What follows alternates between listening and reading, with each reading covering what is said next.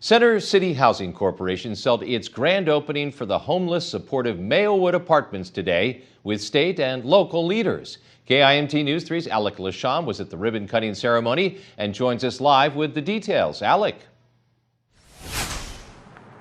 Hey, George. Dismantling and resolving homelessness requires a foundation to build upon, a foundation that Center City Housing is ready to provide to Rochester's homeless community.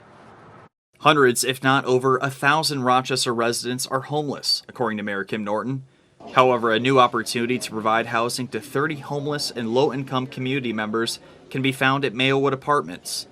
Nancy Cashman is the executive director for Center City Housing and says services are mostly paid for by the Housing Supports Program.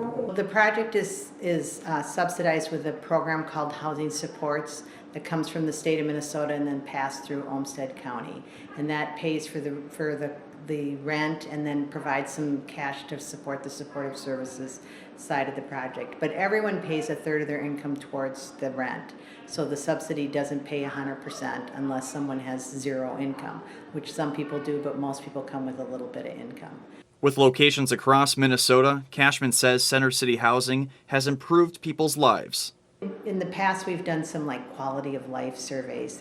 And we find that people who the longer they live in our buildings, the more they score at having the same kind of quality of life as you and I have. Very different life, but they feel good about it, and that's what we're after. A positive outcome Mayor Kim Norton wants to replicate across the Med-City. I think this is a first of probably more than one that we need to actually put in place.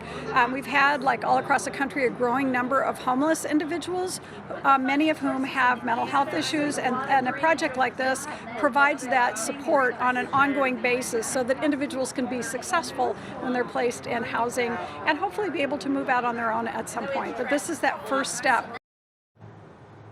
Now, Cashman tells me that Center City Housing is still hiring staff needed for Mayowood Apartments, but that they have started taking tenants' applications. Live in Rochester, Alec Lasham, KIMT News 3.